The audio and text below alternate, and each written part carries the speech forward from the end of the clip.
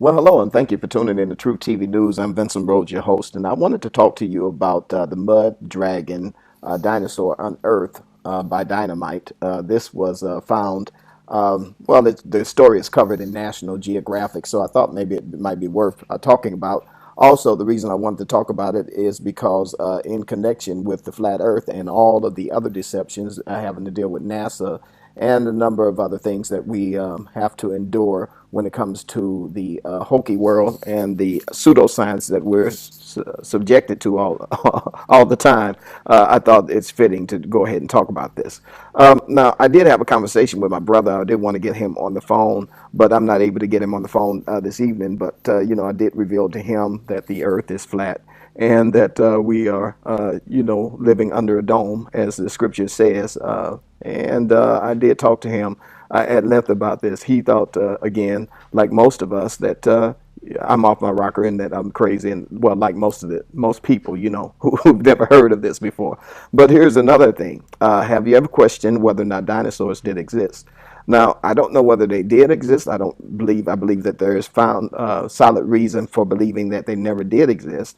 One of the reasons that I believe that they never did exist is because among all of the plethora of lies and deceptions that are out there, dinosaurs fit right with the rest of the genre of junk and science that we've been receiving. Mud dragons. Mud dragons were unearthed by dynamite. So I'm wondering, what does the mud dragon look like? Well, here's what they have in the National Geographic, and this is the picture that they're giving us. Now, this is just a picture, so please do not get excited and start salivating, because I can just see right now some of these fanciful people who read these articles think they're really being educated. These people have no intention. The elite have no intention of educating us. What they really want us to do is to stay in our dream world and continue to watch their boob tube and continue to eat their garbage that they pump out through their presses. And this is one of the things that they do. National Geographic, they put a picture here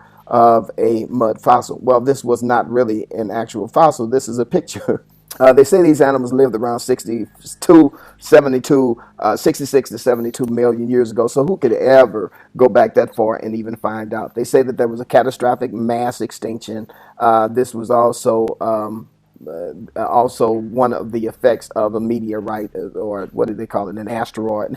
They say that hit the Earth. Now, this is the same thing that my brother told me too when I was talking to him earlier. He said that an asteroid hit the Earth and that all of the dinosaurs died, and he does believe that. And I said, well, what about the Grand Canyon? Do you believe that? Because Bill Nye, the science guy, said the Grand Canyon was carved out by an asteroid. He said, well, I don't think that was part of it. I think that happened from a flood of some sort. So he's kind of leaning towards a flood. Even though now my brother again, he is a minister, so he's trying to figure it all out himself. But anyway, going on along. Let's move on along.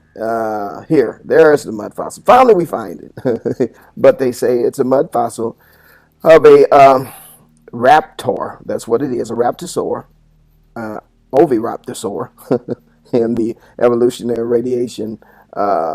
And then they talk about some other stuff. They say that when the organism rapidly diversified from their ancestral species in multiple environment niches. And so this is what we are given here by this organization. And so it's saying here that this is the mud dragon. That's what it is, a mud dragon. Unearthed by Chinese construction workers in the bedrock dynamite. Now, I don't really know whether or not this is really real, because, again, so much has been faked. So much has been faked. I just wanted to talk to you about this because, in 1809, naturalist Charles Wilson assembled in Philadelphia the skeletons of a mastodon. In 1822, Gildian Mantell found the first teeth of a fossil and reconstructed and created the iguanodon.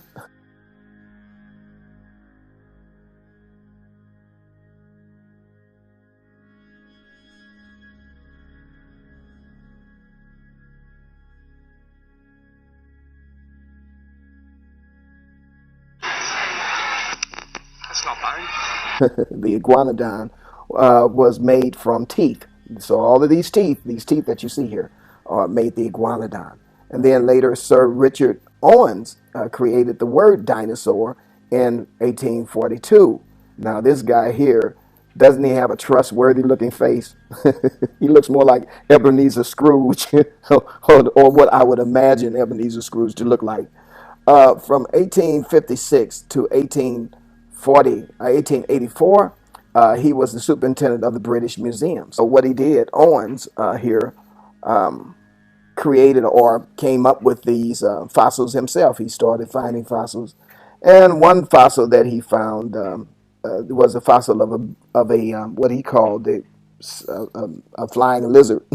It ended up being a bird fossil, but he was mistaken. But they never found out about that until 1954, and they say what he was calling a fossil, saying that it was flying a lizard of some sort, the pteranodon, I believe that's what it is. I don't know.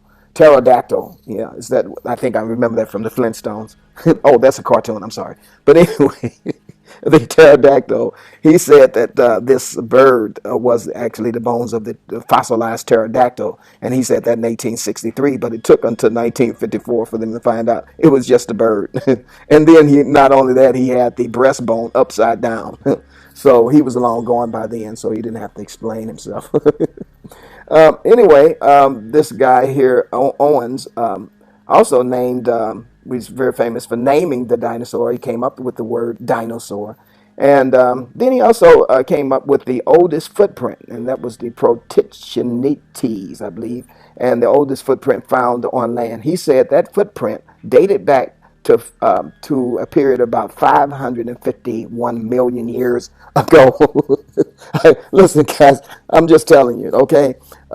This is what he said. And then his friend, Joseph Leidy, went out and he found some teeth. And later, he was able, about 12 years later, they came up from those teeth. They reconstructed the Hadrosaurus. And yeah, it's currently on display at the public or the Academy of Natural Science. Wow, it was 100% plaster. Well, nobody can get it all right, right? Well, I just want to say a few things about this in terms of the Bible. About four reasons why I don't believe in dinosaurs. Number one is because they are not mentioned in the biblical record when it comes down to Noah gathering the animals on the ark. I just can't imagine him gathering those other dinosaurs. It just doesn't seem likely. So you say, well, maybe the dinosaurs lived before Noah, and they say that dinosaurs never existed around people. So is it possible that bones could actually be gathered after 500 million years? That's just a question.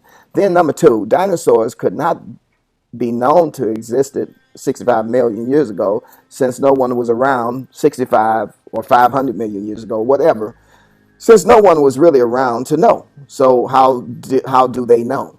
We're giving these scientists, Richard Owens, Gildian Mantel, and Charles Wilson, we're giving them freedom to just put anything in our minds that they want to. Joseph Leidy, these people are just people, right? And we base all of our faith on these four men, or maybe more, or the scientific community. So who would know?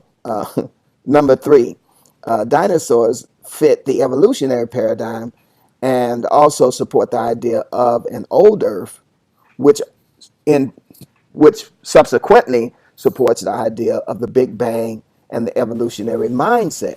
So it's not fitting with what God has said in the beginning. God created the heavens and the earth, and then he created all of the animals, and Adam named all of the animals. And I don't believe Adam named all of the dinosaurs. I just don't see it.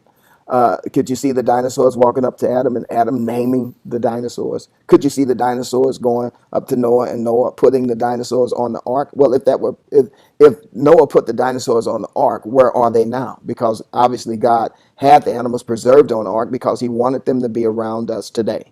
So it just does not fit the Bible or the biblical narrative. Number four, dinosaurs disrupt the story of redemption. Since there was no death before the fall of humanity, and again, we know that Jesus came to save us and save the whole creation from death. And so, how could dinosaurs have died? And how could there have been death before the fall?